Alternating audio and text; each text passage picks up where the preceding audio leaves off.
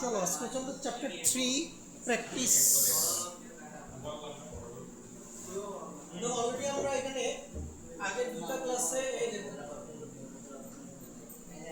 গত ক্লাসে আমরা এই পুরো কম্প্রিহেনসিভ কোশ্চেনটা সলভ করছি।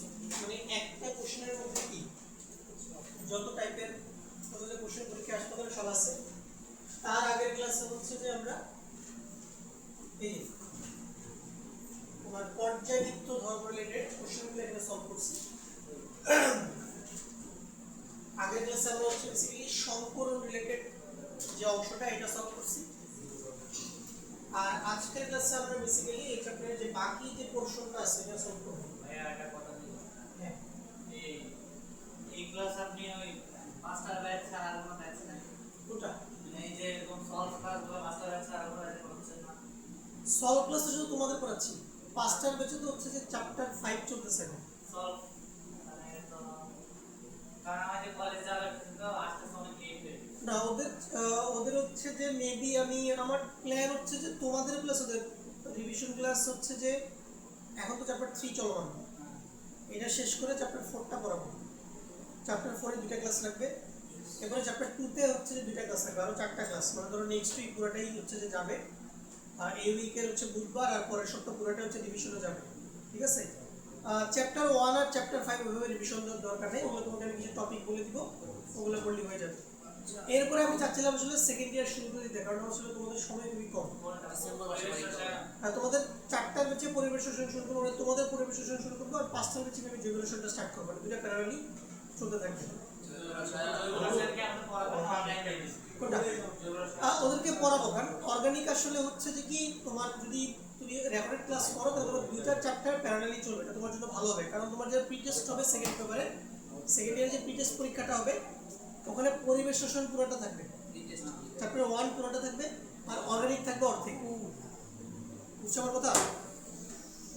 মানে তোমার প্রি টেস্ট যখন আসবে ততদিনে আমরা অর্গানিক মনে করো যদি এখানে পড়াও আমি তোমাকে অর্ধেক শেষ করতে পারবো না, অর্গানিক অনেক পড়ো।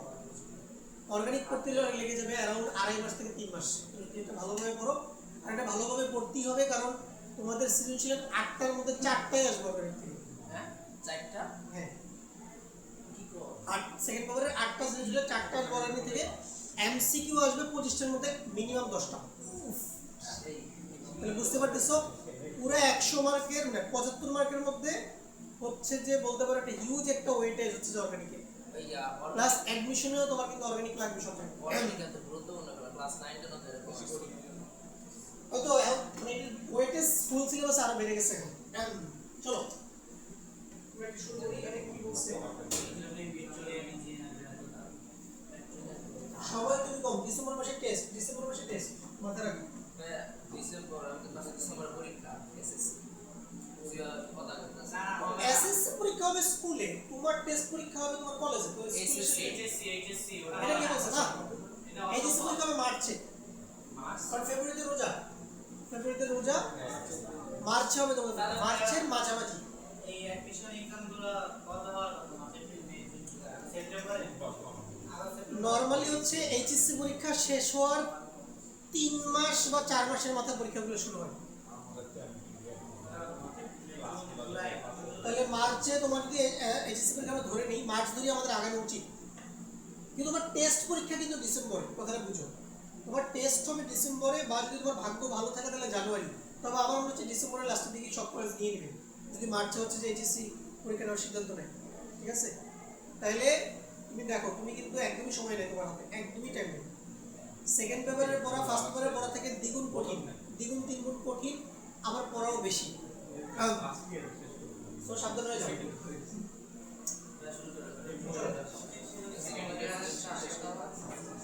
দেখো আজকে হচ্ছে বিভিন্ন ব্লকের মৌলের ধর্মাবলী ও হাইড্রোজেন বন্ধন সম্পর্কিত। দেখো আগে আমরা একটু মৌলগুলোকে আইডেন্টিফাই করি। দেখো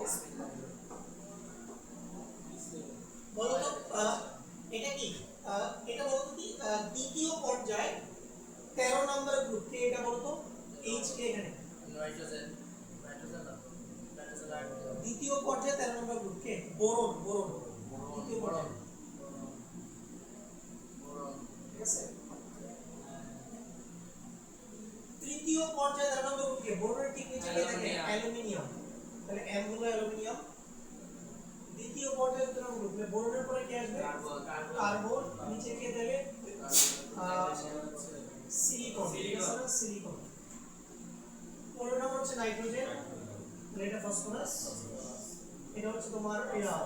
হাইড্রোজেন, এটা সালফার, আর এটা হচ্ছে তোমার কি ফ্লোরিন, এটা কি ফ্লোরিন। আচ্ছা এরপর এখানে আসো চতুর্থ পর্যায় 7 নম্বর। তাহলে দেখো চতুর্থ পর্যায়ে গেলেই বুঝবে এগুলো ডি ব্লক মৌল, ঠিক আছে? তাহলে চতুর্থ পর্যায়ে 7 নম্বর গ্রুপ। আমাদের মনে আছে যে কিভাবে আমরা ডি ব্লক মৌলগুলোর গ্রুপ বের করতাম? ডি অরবিটালের ইলেকট্রন আর এস অরবিটালের ইলেকট্রন অ্যাড করে আমরা গ্রুপ বের করতাম। তাহলে দেখো তাহলে চতুর্থ পর্যায়ের সাথে আমরা গ্রুপ কি দিতে পারে 4s2 3d5, তাহলে তখন 5 আর 2 7 হবে। তাহলে 4s2 3d5 বললে এটা কি ম্যাঙ্গানিজ, তাহলে এটা হবে ম্যাঙ্গানিজ, এটা হলো ম্যাঙ্গানিজ, ম্যাঙ্গানিজ। ওকে, ডি কি বলতো চতুর্থ পর্যায়ে 8 নম্বর গ্রুপে ম্যাঙ্গানিজের পরে কি থাকে আয়রন, তাহলে ডি হচ্ছে আয়রন। চতুর্থ পর্যায়ে 10 নম্বর গ্রুপ এটা কি 4s2 3d8, 4s2 3d8, 8 আর 2 10, 8 আর 2 থেকে 3d8 কার নিকেলের, 3d7 কার কোবাল্টের, 3d8 কার নিকেলের, তাহলে এটা হবে নিকেল। 11 হলে তো বুঝতে পারছো কপার হবে, আর 12 হলে কি হবে জিঙ্ক হবে। এগুলো কিন্তু আমরা আইডেন্টিফাই করে ফেলতে হবে সুন্দর করে। এবার এখানে কিছু বিক্রিয়া আছে, এখানে কি বলছে FeS2, এটাকে উত্তপ্ত করলে পাওয়া যাচ্ছে A, এটা কঠিন প্লাস B হচ্ছে অধাতব মৌল। আমি বলি এখানে এই যৌগটা কি দেখো এখানে FeS2 কে উত্তপ্ত করলে দেখো FeS2 কে উত্তপ্ত করলে তুমি কি পাবা? তুমি পাবা ফেরাস সালফাইড আর কি সালফার, হ্যাঁ ফেরাস সালফাইড সালফার। তাহলে এখানে তোমার B হচ্ছে সালফার। এবার দেখো B এর সাথে অক্সিজেনের বিক্রিয়া, তাহলে সালফারের সাথে অক্সিজেনের বিক্রিয়া কি উৎপন্ন হচ্ছে সালফার ডাই অক্সাইড, তাহলে এটা হচ্ছে সালফার ডাই অক্সাইড গ্যাস। আর দেখো সালফার ডাই অক্সাইডের সাথে আবার অক্সিজেনের বিক্রিয়া কি উৎপন্ন হবে সালফার ট্রাই অক্সাইড, তাহলে এটা হচ্ছে তোমার sulphur try oxide, sulphur try oxide. আচ্ছা ওকে, এবার চলো আমরা কোশ্চেনে চলে যাই। প্রথম কোশ্চেনটা কি বলছে? উদ্দীপকের 1 নং বিক্রিয়ায় উৎপন্ন যৌগ A প্যারা চৌম্বকীয় ব্যাখ্যা করো। তার মানে আমাকে এটা বের করতে বলছে যে ফেরাস সালফাইড এটা প্যারা চৌম্বকীয় বিক্রিয়া। দেখো এটা খুবই সহজ উত্তর। এটা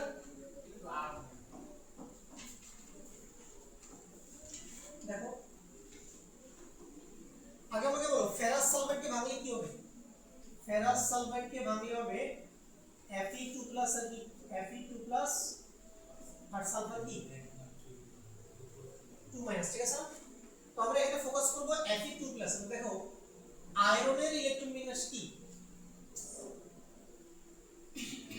আয়রন ইলেকট্রন বিন্যাস কি বলতো? 3d6 4s2, অলওয়েজ 4s2 টানা লিখো, 4s2 3d6। তাহলে Fe2+ কি হবে? Fe2+ কি হবে 3d6 শুধু 3d6 আর 4s তো ফাঁকা।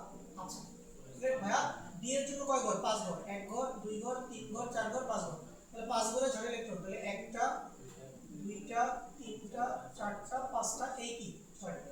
এখন দেখো এই 4টা ঘরে অযুগ্ম ইলেকট্রন আছে না?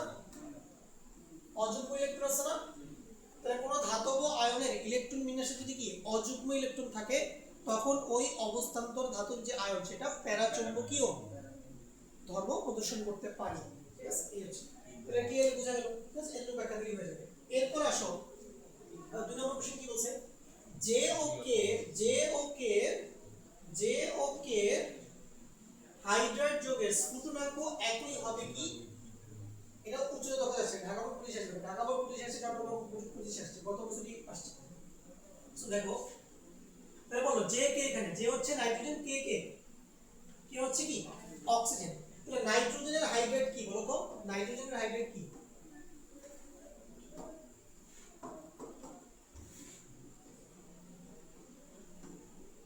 নাইট্রোজেনের হাইড্রাইড কি অ্যামোনিয়া না? নাইট্রোজেনের হাইড্রাইড কি অ্যামোনিয়া। দেখো নাইট্রোজেনের হাইড্রাইড হচ্ছে অ্যামোনিয়া, আর অক্সিজেনের হাইড্রাইড কি বলো? অক্সিজেনের হাইড্রাইড হচ্ছে কি পানি। আচ্ছা এখন দেখো অ্যামোনিয়া এবং পানি দুইজনের মধ্যেই তোমার কি আছে? দেখো দুইজনের মধ্যেই একটা বিশেষ ধরনের রাসায়নিক বন্ধন আছে যেটা হচ্ছে হাইড্রোজেন বন্ধন, এটাকে বলে H বন্ড। H বন্ড আছে দুইজনের মধ্যে, কি আছে? H বন্ড আছে। বাট দেখো বাট পানির দেখো পানি এর এইচ বন্ডিং সিস্টেম, পানি এর এইচ বন্ডিং যে সিস্টেমটা আছে এই এইচ বন্ডিং সিস্টেমটা এইচ বন্ডিং সিস্টেম অ্যামোনিয়া এর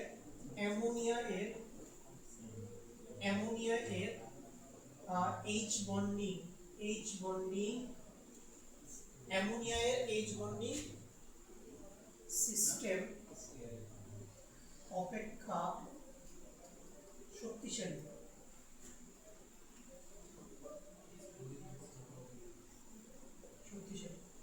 ওকে, পানির এইচ বন্ডিংটা শক্তিশালী। এই জন্য কি হয়, পানির যে স্ফুটনাঙ্ক সেটা অ্যামোনিয়ার স্ফুটনাঙ্ক অপেক্ষা কি হবে, বেশি হবে, যেটা এইচ বন্ডিং স্ট্রং। এটা লিখলে হয়ে যাবে।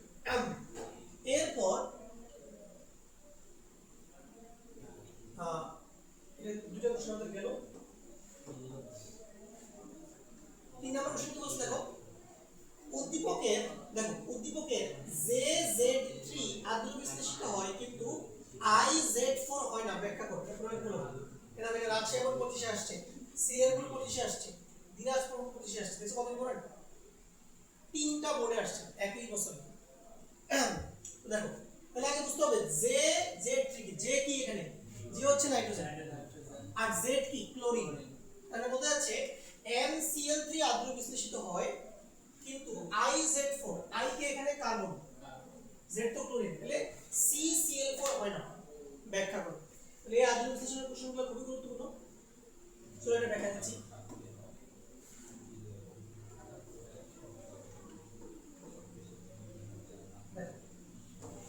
আগে তোমাকে বুঝতে হবে আদ্র বিশ্লেষণ কখন হবে। এখানে দুইটা যোগ, একটা হচ্ছে NCl3 আর একটা হচ্ছে কি ভাই, আর একটা হচ্ছে CCl4। আচ্ছা তো দেখো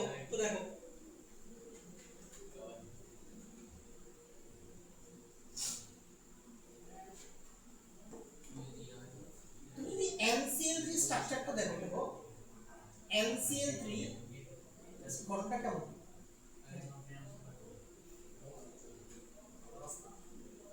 এদের একটা NCl3, ঠিক আছে, NCl3 এখানে তোমরা দেখো নাইট্রোজেন পরমাণুতে কি থাকে, একটা মুক্ত ইলেকট্রন থাকে।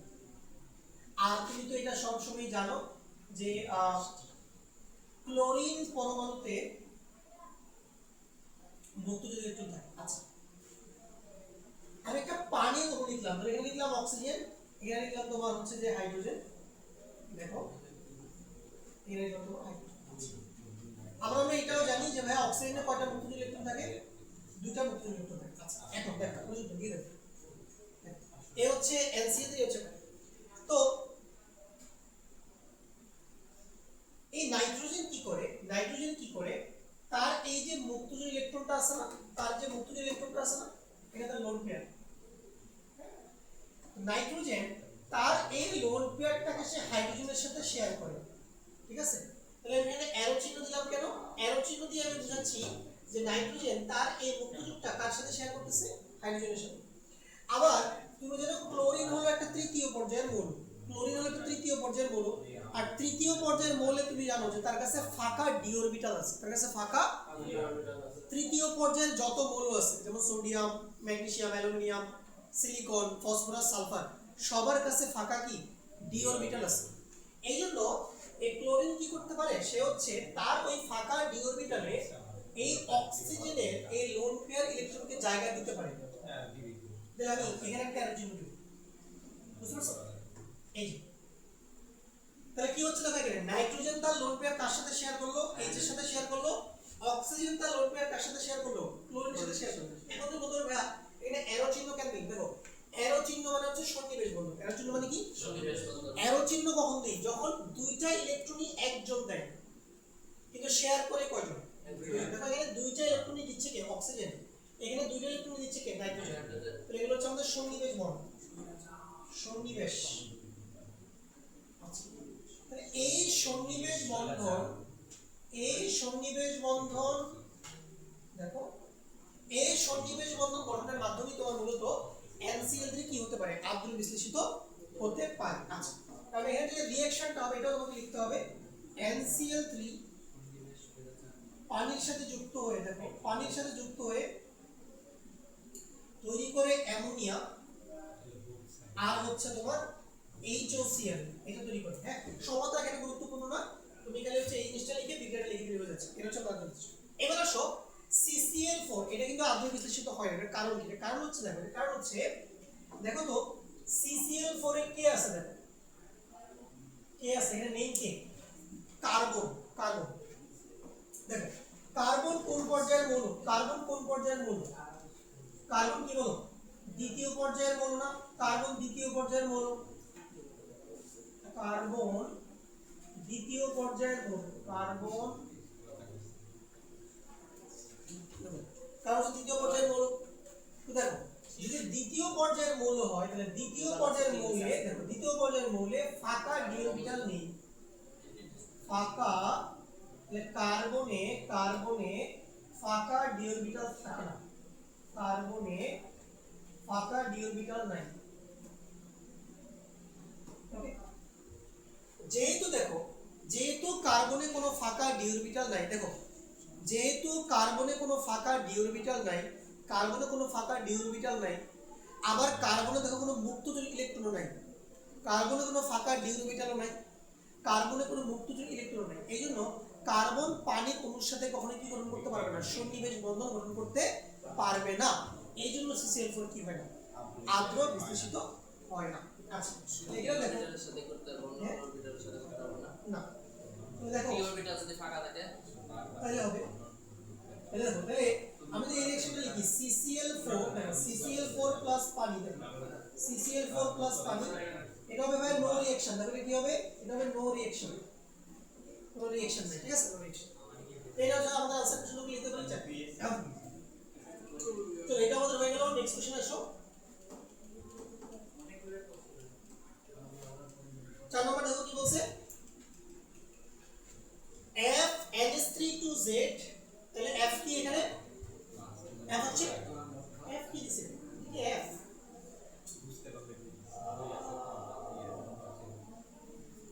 এফ হচ্ছে কপার, কপার কপার ও সরি, কপার। আমি কি বলছি? হ্যাঁ, কপারই তো, কপার। সরি, দেখো কি বলছে, কপার NH3 হ্যাঁ, কপার NH3 2Z হচ্ছে ক্লোরিন আছে, ঠিক আছে? তাহলে দেখো, তাহলে দেখো, তাহলে এখানে আমার একটা আমরা কি পাচ্ছি? একটা যৌগ আমরা পাচ্ছি, একটা যৌগ আমরা পাচ্ছি এখানে কপার, কপার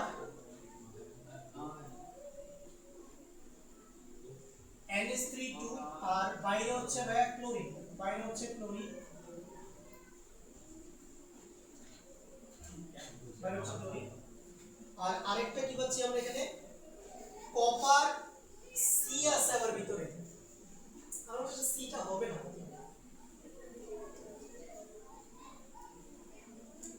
সিটা হবে না।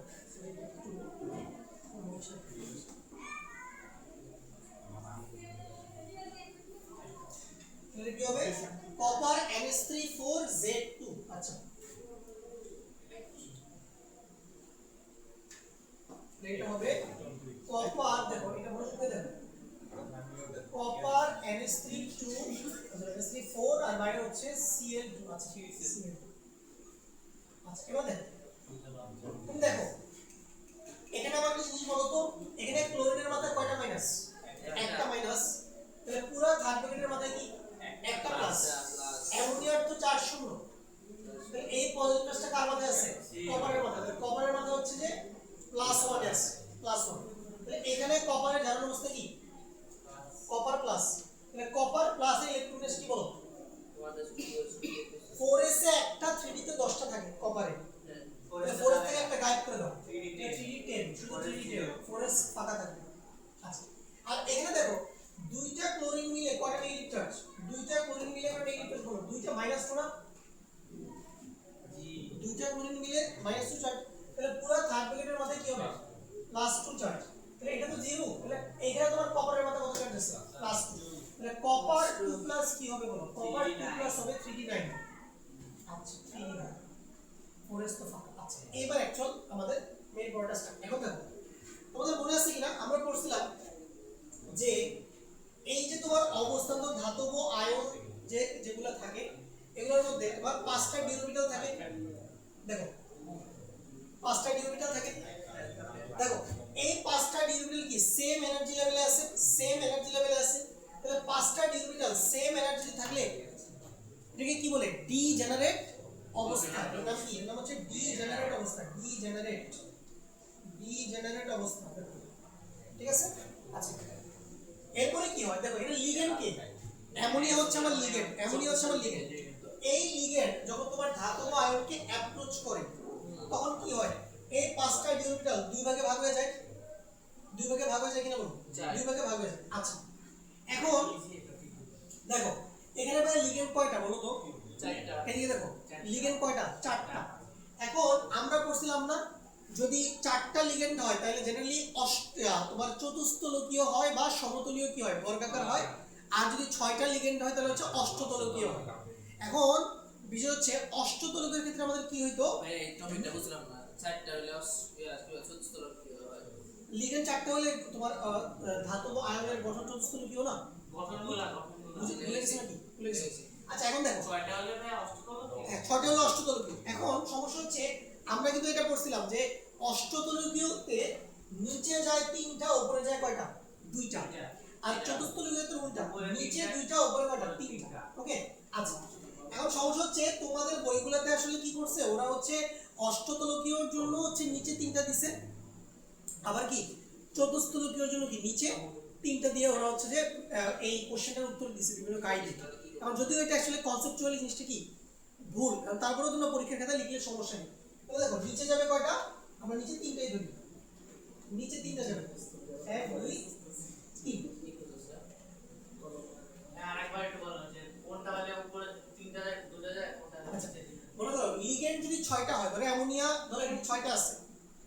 লিগ্যান্ড যদি 6টা হয় লিগ্যান্ড 6টা হলে নিচে যাবে 3টা। দেখো লিগ্যান্ড 6টা হলে নিচে যাবে কয়টা? 3টা। লিগ্যান্ড 6টা হলে নিচে যাবে 3টা আর উপরে যাবে কয়টা? 2টা। আর লিগ্যান্ড 4টা হলে উল্টা হবে নিচে 2টা উপরে কয়টা? 3টা। আচ্ছা আপাতত আমরা নিচে 3টা ধরবো কিছু করার নেই। নিচে 3টা ধরবো উপরে 2টা। উপরে 2টা। আচ্ছা দেখো এই নিচের 3টাকে কি বলে? নিচের 3টাকে তোমরা বলে T2G সেট আর উপরের দুটাকে কি বলে? GG set. GG set. আচ্ছা এখন নিচের 3টাতে দেখো নিচে দেখো D99 আর D9 মানে কি? এই 1 2 3 4 5 6 7 8 9 ঠিক আছে? তো এই নম্বর কয়টা থাকবে বলো? 6টা থাকবে নিচে 1 2 3 4 5 6 উপরে 3টা থাকবে তাহলে 1 2 3 ঠিক আছে? আচ্ছা ইজিতে লাস্টগুলো বসবে। হ্যাঁ লাস্টে গুলো বসবে। এখন দেখো এই ইজি এবং D2G এর মাঝে একটা এনার্জি গ্যাপ আছে না? শক্তির পার্থক্য আছে ডেল্টা ই। এই ডেল্টা ই সমান আমরা কি লিখবো? AC বাই ল্যামডা লিখবো। ঠিক আছে?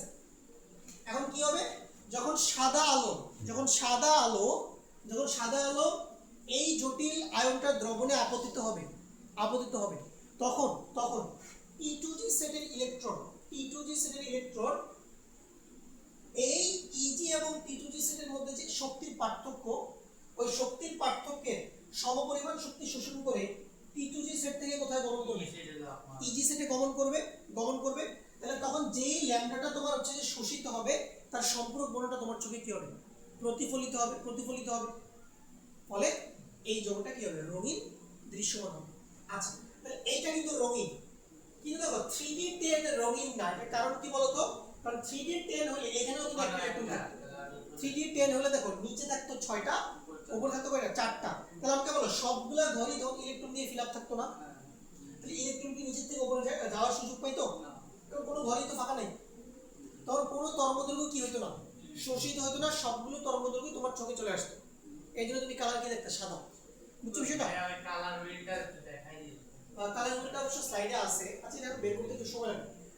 এখানে তোমার কালার কি হবে এটা লেখার প্রয়োজন নাই। তোমার কালার কিভাবে সৃষ্টি হয় এইটা হচ্ছে যে তোমার লিখতে হবে। তো এই কোশ্চেনটা কিন্তু খুবই বড় তোমাদের ইয়ার ফাইনালের জন্য।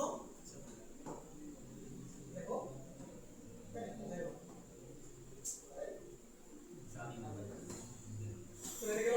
নেক্সট হচ্ছে এটা গেল 4 নাম্বারটা গেল। 5 নাম্বার দেখো কি বলছে, সোডিয়াম ও উদ্দীপকের M মৌলের, দেখো সোডিয়াম ও উদ্দীপকের M মৌলের অক্সাইডের প্রকৃতি ভিন্ন কিনা। দেখো সোডিয়াম ও উদ্দীপকের M কে, M হচ্ছে অ্যালুমিনিয়াম। আচ্ছা এটা কিন্তু ইজি কোশ্চেন।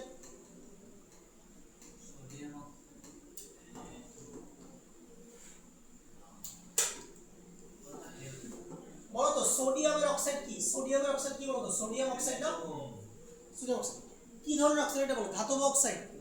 ধাতব অক্সাইডগুলো কি করে, ধাতব অক্সাইডগুলো পানির সাথে যুক্ত হয়ে কি বানায়, সোডিয়াম মানে ক্ষার বানায়, সোডিয়াম কি হাইড্রোক্সাইড। তাহলে ধাতব অক্সাইড হচ্ছে ক্ষারধর্মী, ঠিক আছে, এটা হচ্ছে ক্ষারধর্মী, ক্ষারধর্মী। আর বলো অ্যালুমিনিয়াম অক্সাইড, দেখো অ্যালুমিনিয়াম অক্সাইড তোমরা আগেও প্রশ্ন আইলে, অ্যালুমিনিয়াম অক্সাইড কিন্তু অ্যাসিডের সাথে বিক্রিয়া করে, বিক্রিয়া করে কি বানাবে, অ্যালুমিনিয়াম ক্লোরাইড প্লাস পানি। আচ্ছা বলো এইখানে অ্যালুমিনিয়াম অক্সাইডের আচরণটা কিসের মতো, ক্ষারের মতো। আবার অ্যালুমিনিয়াম অক্সাইড হচ্ছে যে ক্ষারের সাথে বিক্রিয়া করতে পারে, সোডিয়াম এর সাথে বিক্রিয়া করতে পারে, তাহলে কি উৎপন্ন হবে, সোডিয়াম অ্যালুমিনেট NaAlO2 আর কি পানি। এইখানে অ্যালুমিনিয়াম অক্সাইডের আচরণ কিসের মতো, অম্লের মতো কিনা বলো, অম্লের মতো। তাহলে অ্যালুমিনিয়াম অক্সাইড কি বলো, উভধর্মী না, উভধর্মী। এইগুলো সুন্দর করে বিক্রিয়াগুলো লিখে দিবা 3 এ 3 শেষ। এরপর আসো নেক্সট ওয়ান, কোনটা চাবি দেখি না, একটা আমার নাম্বার থেকে আমার ব্যাগই আছে, তোমরা রেখে দাও, কারণ হতে পারে। আচ্ছা এবার 6 নম্বর প্রশ্নটা বলো, বলছে উদ্দীপকের ই মৌলটি, উদ্দীপকের ই মৌলটি, দেখো উদ্দীপকের ই মৌলটি প্রভাবক হিসেবে কাজ করে, ব্যাখ্যা করো। ই মৌলটা কি, নিকেল। তোমরা সবাই জানো এই অবস্থান্ত ধাতুগুলোর একটা গুরুত্বপূর্ণ ব্যবহার কি, এগুলা বিভিন্ন বিক্রিয়াতে কি প্রভাবক হিসেবে তোমার হচ্ছে ব্যবহৃত হয়। আচ্ছা এখন ব্যাপারটা লক্ষ্য করো, এখন আমি তোমাদেরকে ক্লাসে পড়াইছিলাম অবস্থান্ত ধাতুর কি প্রভাবক ধর্ম, এটা কোথায় আছে আমি তোমাদেরকে দেখাই, এটা কি এখানে আছে কিনা,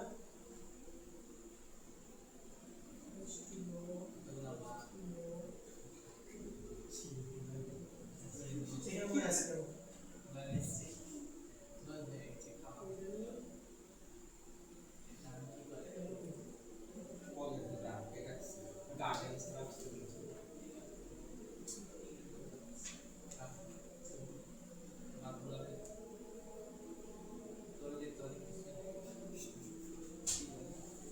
এই ডি ব্লক কেমিস্ট্রি দেখো, এটা পুরোপুরি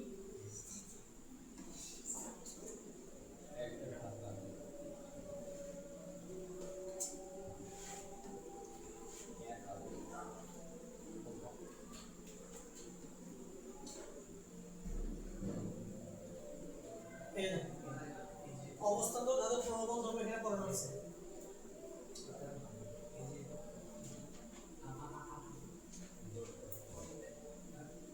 এই দেখো এই অবস্থান্তর ধাতু প্রভাবক ধর্ম, ঠিক আছে।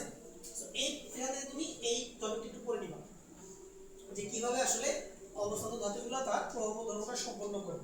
এটা কোন স্লাইড, যে ডিপ্লক chemistry just like PDF tutorial, এরপর আসো, এটা বিক্রিয়া দেখা নাকি, না কোনো বিক্রিয়া দেখাতে হবে, এটা গেল আমাদের। এরপরে আসো 6 নম্বর গেল 7 নম্বর যেটা বলছে উদ্দীপক অনুসারে, দেখো উদ্দীপক অনুসারে XZ5 ও JZ5 গঠন সম্ভব কিনা কারণ সহ বিশ্লেষণ করো। এটা উচ্চ অবকাঠামোগত প্রশ্ন, এটা কত বছর আসছে, দেখো চট্টগ্রাম পুলিশে আসছে, দিনাজপুর পুলিশে আসছে, ময়মনসিংহ পুলিশে আসছে। দেখো XZ5 কি এখানে, PCl5, আর JZ5 কি, NCl5।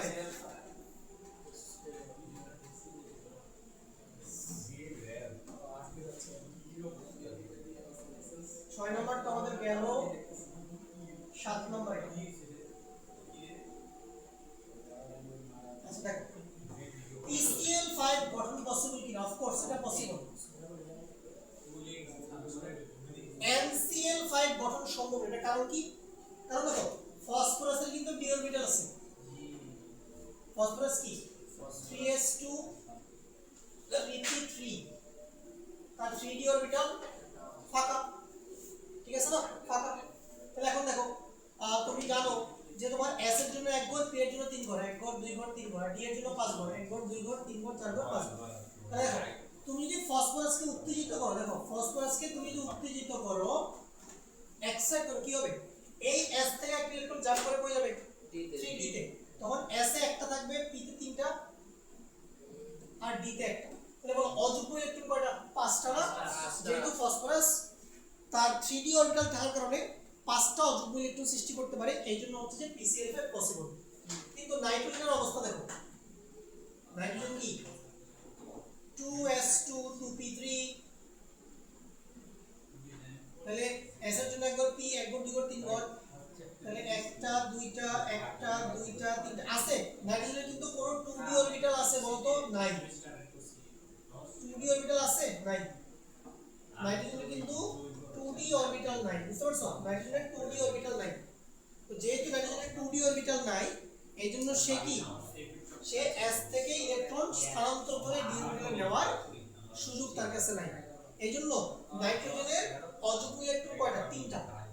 তার পক্ষে 5টা অযুগ্ম ইলেকট্রন সৃষ্টি করা সম্ভব না, এইজন্য NCl5 গঠিত হবে না। কথা বুঝতে পারছো? ওকে, সেগুলো আসে। সিমিলারলি দেখো এই যে সালফার, সালফারের যদি 2 হয় 4 হয় 4 6 হয়, কেন? কারণ সালফারের কাছে d অরবিটাল আছে, কিন্তু অক্সিজেনের যদি কত? শুধু 2, কারণ অক্সিজেনের কোনো d অরবিটাল নাই। এই কোশ্চেনগুলো খুবই কমন কোশ্চেন, খুব সময় আসে। এরপর আসো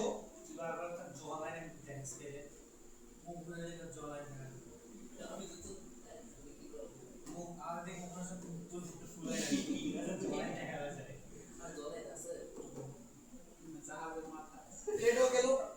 এবার 8 নম্বরটা দেখো, 8 নম্বরটা দেখো, 8 নম্বরটা দেখো, 8 নম্বরটা দেখো, 7 কি বলছে দেখো, DCN6 3 মাইনাস DCN6, D কি এখানে DO 4 না, আচ্ছা FeCN6 3 মাইনাস প্যারাম্যাগনেটিক হলেও FeH262 প্লাস ডায়াম্যাগনেটিক, বিশ্লেষণ করো। এটা খুবই গুরুত্বপূর্ণ কোশ্চেন। কয়টা লিগ্যান্ড না, হ্যাঁ এটা লিগ্যান্ডের প্রফেশন আসবে। কয়টা লিগ্যান্ড থাকলে এটা 8 নম্বর, এটা হচ্ছে 8 নম্বর। দেখো একটা হচ্ছে তোমার কি Fe, এই দেখো FeCN6 3 মাইনাস, আরেকটা কি বলো FeH2O6 কত দাম আছে, কত প্লাস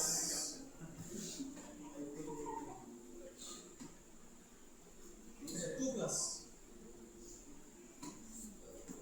ওকে দেখো এটা 2 প্লাস। একটা ব্যবহার করার চেষ্টা করো। দেখো এখানে বলো, এখানে তোমার 6টা সায়ানাইড মিলে কত চার্জ? -6 চার্জ। তাহলে আয়রনে কত চার্জ হলো? +3। আচ্ছা +3। তাহলে দেখো আয়রন 3 প্লাস এর ইলেকট্রন গ্যাস কি? আয়রন কি 4s2 3d6, তাহলে 4s থেকে দুইটা বের করব, 3 থেকে একটা বের করব, তাহলে 3d5 হবে। আচ্ছা 3d5 হবে। আচ্ছা এবার দেখো 3d5 দেখো এটা 4s ফাঁকা, 4s ফাঁকা, 4p ফাঁকা, এগুলো ফাঁকা। আচ্ছা দেখো এবার d এর জন্য ভাই 5 ঘর, 1 ঘর 2 ঘর 3 ঘর 4 ঘর 5 ঘর, s 1 ঘর, p এ 3 ঘর। এবার ব্যাপারটা বুঝো। দেখো আমি যদি এটা লিখি FeCN6 3 মাইনাস, এখানে যদি একবারই লিখি, দেখো এখানে তোমার 3D যদি 5টা হয় তাহলে কি হবে? প্রত্যেক ঘরে একটা একটা, বাট দেখো এখানে লিগ্যান্ড কে CN মাইনাস কি না, লিগ্যান্ড কে CN, আমরা বলছিলাম না CN আছে স্ট্রং লিগ্যান্ড। স্ট্রং লিগ্যান্ড হলে কি হয়? স্ট্রং লিগ্যান্ড হলে এই d অরবিটাল ইলেকট্রনগুলো জোড়া হয়ে যায়, ঠিক আছে? তাহলে দেখো নরমাল অবস্থায় 5 ঘরে কয়টা আছে? 5টা, বাট যখনই লিগ্যান্ড এই ধাতু বা আয়নকে অ্যাপ্রোচ করবে তখন কি এই 5টা ইলেকট্রন জোড়া হয়ে যাবে। কি হবে দেখো, প্রথম ঘরে 2টা থাকবে, দ্বিতীয় ঘরে 2টা থাকবে, তৃতীয় ঘরে কয়টা? একটা। তাহলে কয়টা ঘর ফাঁকা হলো? 2টা ঘর ফাঁকা হয়েছে, 2 ঘর ফাঁকা, s একটা ফাঁকা, p কয়টা ফাঁকা? 3টা ফাঁকা। এই ফাঁকা ঘরগুলোতে কে যাবে? এই ফাঁকা ঘরগুলোতে ঢুকবে হচ্ছে এই লিগ্যান্ড কর্তৃক প্রদত্ত মুক্তজোড় ইলেকট্রন, ঠিক আছে? আচ্ছা তো দেখো এখানে তোমার একটা লোন পেয়ার যাবে, এখানে লোন পেয়ার। আচ্ছা বলো এটা তাহলে কি d লাগছে ভাই 2টা, তাহলে d2, s লাগছে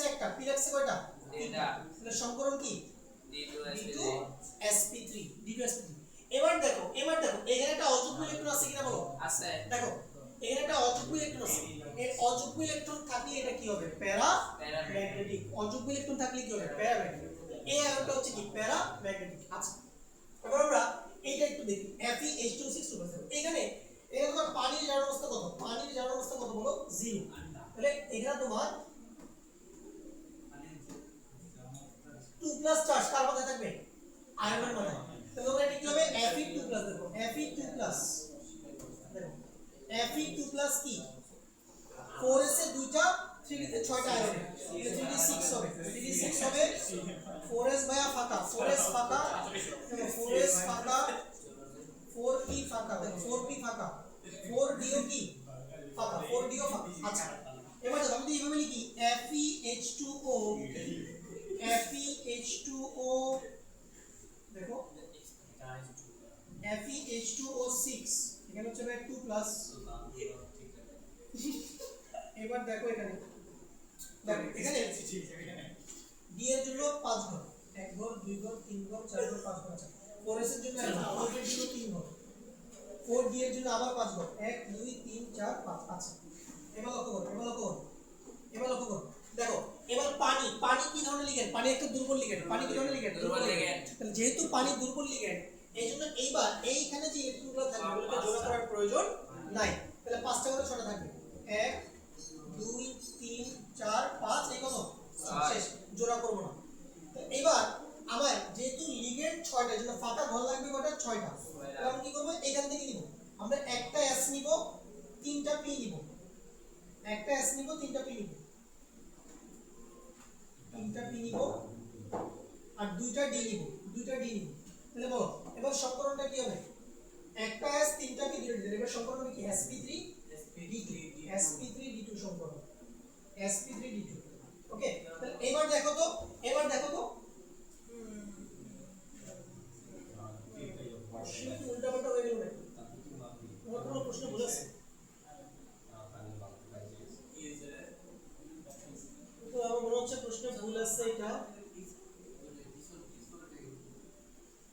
ও এটা প্রশ্ন ভুল এটা তো প্যারামেট্রিক আসবে এই দেখো ওদের প্রশ্ন ভুল করছে ওরা যে প্রশ্ন করছে দেখো এই কথা শোনো যে কোশ্চেনটা বানাইছে সে চিন্তা করছে পানি একটা শক্তিশালী লিগ্যান্ড কারণ দেখো যদি পানিকে তুমি শক্তিশালী লিগ্যান্ড ধরো তাইলে আবার এই দুটো ইলেকট্রন একটা ঘরে চলে আসবে এই দুটো ইলেকট্রন একটা ঘরে চলে আসবে তখন কোনো অযুগ্ম ইলেকট্রন থাকবে না তখন এটা ডায়াম্যাগনেটিক হবে বাট কথা হচ্ছে ভাইয়া পানি তো একটা দুর্বল লিগ্যান্ড কথাটা বুঝছো তাহলে দেখো এইটাও প্যারাম্যাগনেটিক এটাও প্যারাম্যাগনেটিক দুইটাই প্যারাম্যাগনেটিক এখানে এটা প্রশ্নটাই ভুল দুইটাই প্যারাম্যাগনেটিক হবে ঠিক আছে যে কোশ্চেন বানাইছে সেটা খেয়াল করে নেই তো নেক্সট কোশ্চেন দেখি কি অবস্থা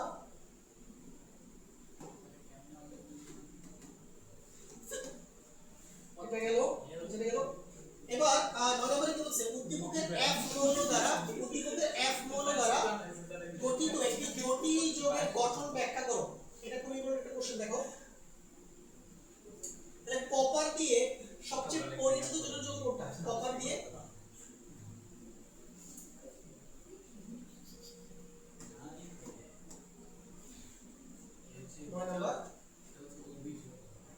দেখো কপার দিয়ে কোন জটিল যৌগটা বলতে হয় এটা কপার NH3 4 দেখো NH3 4 আর ধরো এখানে তোমার সালফেট নিলাম এটা দেখো তুমি ভালো করে লক্ষ্য করো এইটার ডিটেইলস বর্ণনা আমি পড়াইছি ঠিক আছে এই কোথায় পড়াইছি এখানে ডেভেলপ কেমিস্ট্রি এখানে পড়াইছি এটা ডিটেইলস বর্ণনা তুমি এখান থেকে পড়বা এই যেখানে আছে কি ডেভেলপ কেমিস্ট্রি স্লাইডে কলম দিয়ে দিলে তারা দিলে এই যে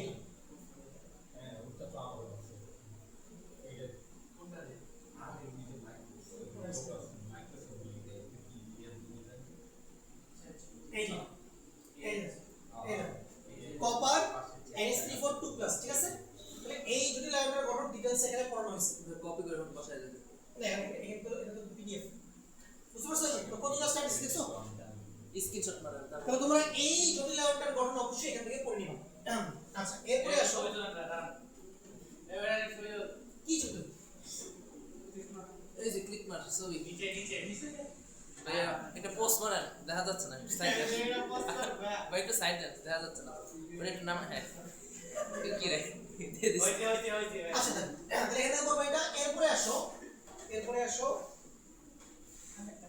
লাস্ট একটা কোশ্চেন বাকি আছে, এটা বলি আমাদের থার্ড চ্যাপ্টার রিভিশন হয়ে গেছে। এরপরে আসো কি বলছে এখানে,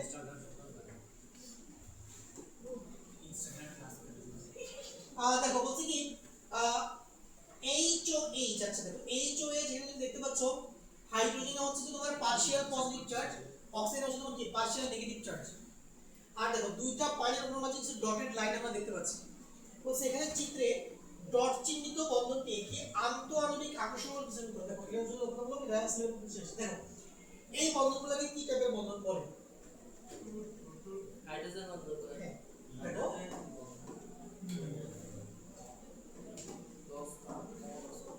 ধরো তোমার দুটো পানির অণু আছে, অক্সিজেন হাইড্রোজেন, এখানে আছে হাইড্রোজেন।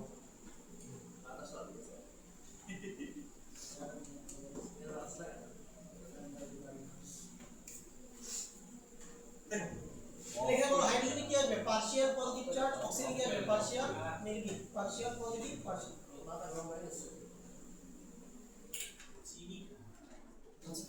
আচ্ছা বলো এরকম পার্শিয়াল পজিটিভ এবং পার্শিয়াল নেগেটিভ সৃষ্টি হওয়ার কারণ কি? কারণ হচ্ছে অক্সিজেনের তড়িৎ ঋণাত্মকতার মান হাইড্রোজেন অপেক্ষা কি বেশি, এইজন্য অক্সিজেন নেগেটিভ আছে, এইজন্য প্লাস। এখন দেখো যদি এরকম দুইটা দেখো, যদি এরকম দুইটা হচ্ছে যে তোমার পানির অণু পাশাপাশি থাকবে তখন কি কি হবে বলো?